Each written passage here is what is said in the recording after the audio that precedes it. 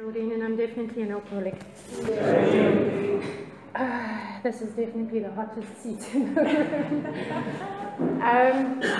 Yeah, I was sitting yesterday because I've managed to do quite well over the last 2 weeks since Wendy asked me to share, and I haven't. I've been so busy that I haven't been able to obsess over it. But I was thinking yesterday what to share about, and without trying to be in control, because I really like that reading. For me, God is everything. He has to be everything. But I think to start, it would be what recovery has given me and what recovery has given my family. I'm already getting all emotional. Recovery hasn't been a live happily ever after. It hasn't been that at all for my experience. What it has given me is the ability to face whatever challenges come my way without having to drink, because that's something I could never do. I grew up in a broken home. I grew up with an alcoholic father who died of this disease. I grew up with a stepfather who was a recovering addict without a program, a lot of discipline. And being the alcoholic I am, I resisted that stuff. And I never realized how that resistance hurt my mother, because what it did is I left home at 16. She married him when I was 13, and I left home at 16. And I went on my own. I went to Joburg, and I joined Addington Hospital, and I was studying nursing. And I went into the res, and I think the first indication that something was not okay in hindsight, because my disease made me very delusional. For years and years and years, I was definitely not an alcoholic. I was nothing like my father. And I was asked to leave the res because I couldn't obey the laws, and I couldn't stick to the curfews, and I was running around over the road with the army barracks, and I was just unmanageable, So eventually they asked me to leave. I stayed in Johannesburg that's when I went to Johannesburg. I stayed there for quite a while. Excuse me. And the unmanageability just got worse and worse. But of course I couldn't see it. I just couldn't see it. I got married at 22 to a man that loved me deeply. But I didn't marry him for the right reasons. I married him for selfish reasons. I was pregnant and I was scared. And we stayed married for 7 years, but I found no happiness. I found no joy in that marriage, which led me to have affairs and go out drinking. And my daughter was never neglected physically, but she was neglected on an emotional level for many, many years. I was not a present mom. I took her to school and we did her homework, and I fed her and I bathed her and I put her to bed. But I never had that emotional bond with her because I was too busy focused on what I was busy doing. My ex-husband would phone me at 4 o'clock in the morning and say, "Can you come home now, because I need to go to work?" Because I was still out jolling and doing what I was doing. I managed to keep a stable job for 12 years. That was only because I had a very enabling boss. He absolutely loved to go drinking with me. I would get home in the middle of the night, we would party, we would go shopping, he would pay for all the shopping, and for me it was absolutely fantastic because I was getting everything that I wanted, and I was getting a salary for hardly doing any work. So eventually I started having an affair with his nephew in the office, and that affair resulted in me telling my husband. I told him that I can't keep doing what I'm doing. And that affair resulted in the birth of my son, which is one of the biggest consequences of not drinking. I went into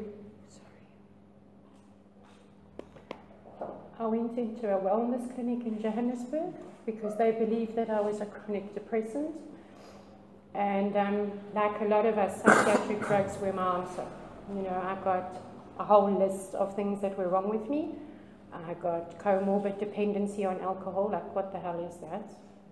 I got borderline personality disorder, I got anxiety disorder, I got insomnia, I got all sorts of things. And basically, I walked around with a little filofax of medication. It had every 2 hours, and there was pills in every one of them. And what happened with that is by the time I got to lunchtime tomorrow, I was already on next week Friday's medication, because that was going to make me feel better. On top of that, I was introduced to other drugs, and I was doing that, the prescription medication, I was drinking, I was hiding bottles of wine under the bed. When I left work, my first thought was, oh, there's nothing to drink at home, what am I going to do? I was pulled out of bars at 10 o'clock at night. My son went in to have grommets that I wasn't even aware of. I had absolutely no clue that he was going into hospital. That's the kind of mother I was. Selfish, self-obsessed, dishonest, disloyal. That's who I was. So I guess what recovery's given me in that sense is the most amazing relationship with my daughter today. Sometimes too amazing, because of the alcoholic I am. I want to fix her, and I want everything to be a bed of roses for her. But what really stood out for me is 2 years ago, she phoned me in the middle of the night and she said, Mommy, I need to come to you. But that's never happened. So she arrived with her own baggage of problems. And what I see in my daughter is a lot of same.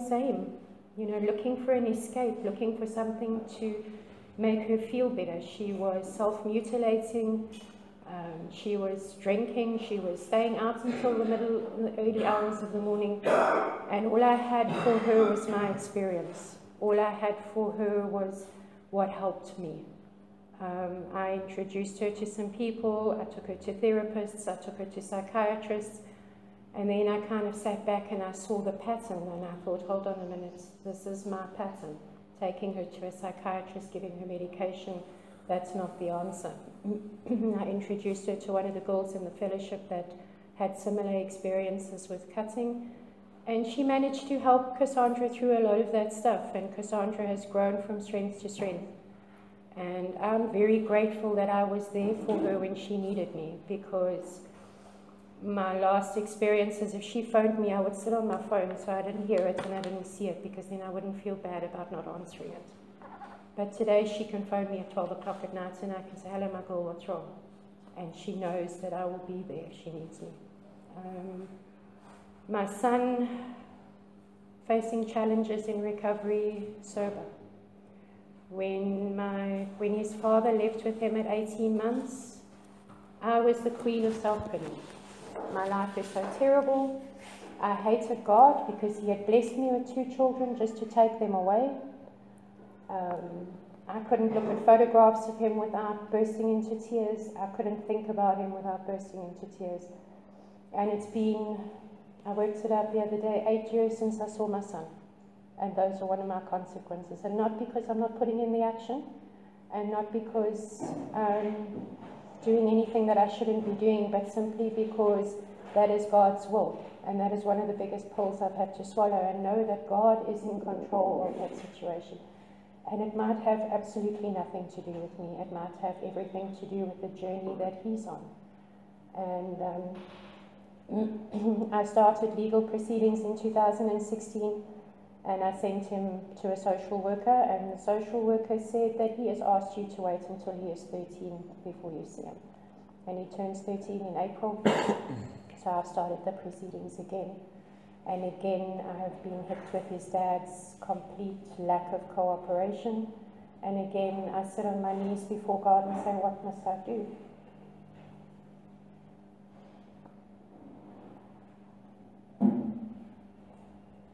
So he's given me trust. Trust in me. And I do that every single day.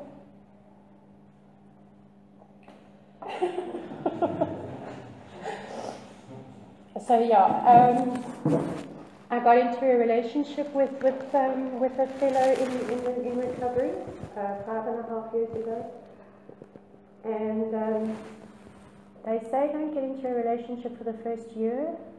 I think they need to extend that period to like never, okay? Because if you really want to know who you are, and if you really want to know what your defects of character are, come, let's get into a relationship and let's do this stuff. It has been an incredible, don't get me wrong, it's been an incredible roller coaster journey for me. One of the most amazing parts of this relationship is make direct amends wherever possible and make indirect amends.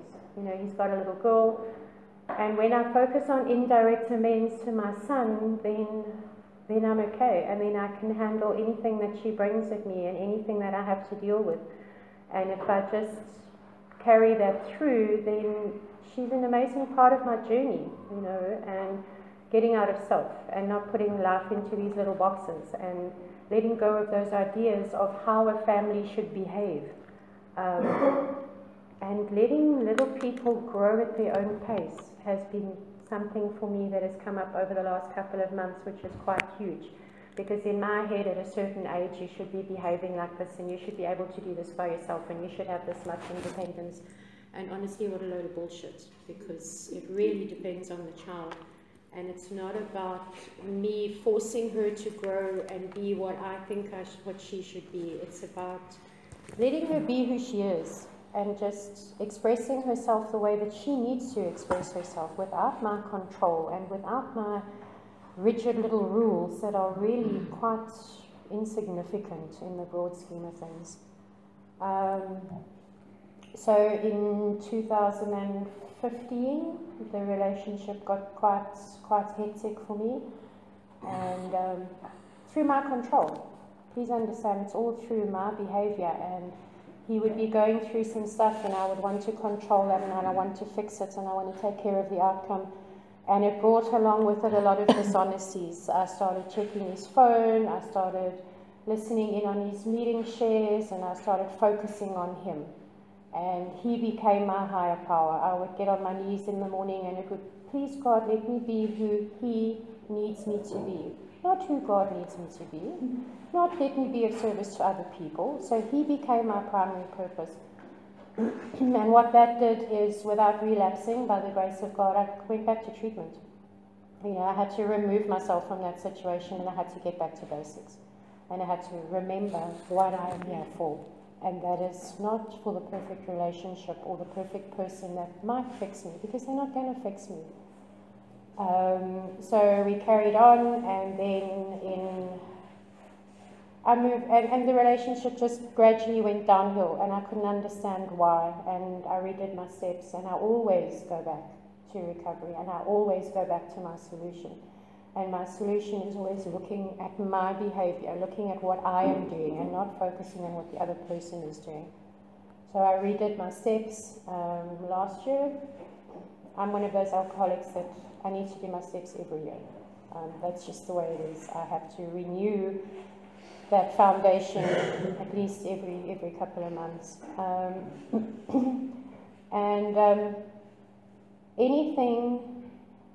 Anything that jeopardizes my sobriety, I must step away from, because my sobriety is the most important thing in my life. So this relationship was jeopardizing my sobriety, and it doesn't matter what I did, it was not gelling. And it got to a stage where I became willing to let go, because nothing ever happens without my willingness. I can ask my higher power to take care of everything. Please take care of this, please take care of that. But you know what, I'm not going to do anything about it, because you must just come down and you must just do it for me. But it doesn't work like that. I have to be willing. So I became willing to let go of the relationship and move. And it just absolutely amazes me how that faith just takes over when I become willing. I made the decision on I think it was a random day, like a Monday, and I went and bought boxes. I had no idea where I was moving to, or where the money was coming from, or how it was going to play out. But if I know that if I put in the action, God takes care of the rest. So by the Friday, I had packed up the flat, I had the money to move, and I had another flat already lined up. And that's just how my higher power works, is if you are willing to do things that are best, then I will pave the road for you. You know, and a lot of truth came out from that move. And a lot of things started to make sense to me, and a lot of honesty was revealed, and a lot of resentments were aired. And I don't think that if I'd stayed in that situation, then it would have turned out that way. I can't say for sure, but if I had stayed where I was, I would have had to pick up, because I wouldn't have had a solution. You know, I have to remove myself and take a step back so that I can see my truth. But if I stay in an unmanageable space, I will never see my truth, because my disease is very clever. My disease will tell me that it's not the people, it's not the places, it's not you, it's just life. And my disease was very active, and I had to take a step back. You know, and in the 6 months of living by myself, I was extremely fearful, because I don't know how to live by myself. I don't know how to necessarily take care of myself. I have lived alone many, many years, but my focus was so much on my partner that I had forgotten all about me. I'd forgotten about what I needed. So yes, planning to move back in, and I was saying to my sponsor yesterday, is it not a case of doing the same thing again and again and expecting a different result? And for me, the answer is not necessarily, because just because I'm doing the same thing doesn't mean I'm doing it with the same attitude. Doesn't mean that I'm doing it without having learned something that I can put into action to make a difference. I have sponsees in recovery, which give me a lot of growth, and I love them dearly because I need them. You know, I need to get out of the space in my head, because my head can focus on me all the time. And sometimes I'll look at my phone and think, oh, really, must I? But I do, because then I can focus on somebody else instead of on me. And their calls come at the most amazing times. It's when I'm so busy with my daughter or my mother or my partner or work or something, all that stuff, me, and I get to just get out of my space and to try to help somebody else through my experiences and through the program, you know. And work is incredible. I absolutely love my job, and I think that's one of the biggest blessings, is the amount of gratitude I have for something. If I have gratitude for something, then I will enjoy doing it. I will love every minute of doing it. I started a qualification in 1992. That's more than 20 years ago. And I finished my qualification in recovery. And I did one more than that. And I've gone from an admin clerk to the supervisor. And I've grown. And the reason I've grown is because I'm working. I'm not just sitting there on my backside messing around on YouTube and all these other things that will make me feel good or will enjoy my day. Is I actually put in the work, and I reap the benefits. So what recovery has given me is the opportunity to go through my day with no matter what challenge arises, without having to drink. And that for me is one of the miracles, because I couldn't do anything without drinking. I couldn't go to a birthday party, I couldn't go to a funeral, I couldn't go to a wedding. Speaking of which, I almost forgot. My daughter got married last week. Wow, what an amazing experience. Just going through the whole 9 months with her, the most amazing amounts of growth, with dresses and hiring them and them getting sold, and then she picking up weight and the dress splitting and the florist cancelling and the venue cancelling, and the most amazing amounts of growth. And my daughter works in the same company that I do, and it's been very difficult, because every time I walk past her desk, it's Mommy, I'm like, not now, Cassandra, we're at work. Oh, but mommy. And I've had to put up those boundaries and be quite stern with her and say, not now, which is hard because I want to be there. I want to fix her. I want to make her all better right now. I want to solve all her problems right now. But I have to step back and say, be patient, you know. And she got married, and I've got a lot of fears surrounding that stuff, and her age, and it's not my journey. You know, it's not my journey, it's her journey. My job is not to tell her what to do. My job is to be what I was for her 2 years ago when she arrived on my doorstep, is to love her and support her decisions and not try to tell her how to run her life. So huge amounts of detachment. And I read a lot of books that sort of bring me back to the whole codependency, detachments, and one of the things I've learned amongst others is there's only two types of business. One is my business and the other is none of my business. You know, and a lot of Cassandra's stuff is none of my business. My business is to be her mom and to love her and to guide her. And I went up to Joburg and I was spending 5 days with my ex-husband and his wife. And I was like, how uncomfortable this is going to be for me and how awkward it's going to be. And somewhere along the drive between here and Joburg, I thought, well, how uncomfortable is this going to be for them? And then I managed to get out of self. You know, when I try to think about how I affect other people, then it doesn't become about me anymore. And those 5 days ended up being one of the most amazing experiences of my life. I got to sit at a kitchen table with my ex-husband and his wife and my daughter. And I sat around and I looked at this and I thought, how the hell did this happen? And we're talking about Cassandra when she was small, and we're talking about his kids with his new wife. And even Cassandra is sitting around saying, this is so weird. And Lizelle, that's his new wife, we were standing at the stove and we were cooking together. You know, we weren't grabbing each other by the hair and kicking each other. And Hugo, my ex-husband, sat there and he said, look at that, there's my two wives in harmony. And I was like, now there's a thing. You know, and I got to make verbal amends and I got to say thank you to Lizelle for looking after my daughter when I couldn't. You know, for giving her the foundation that she did, for being grateful and not resentful towards that stuff. And my daughter walking down the aisle and I bawled my head off. I was like a pathetic little bundle of tears the whole day.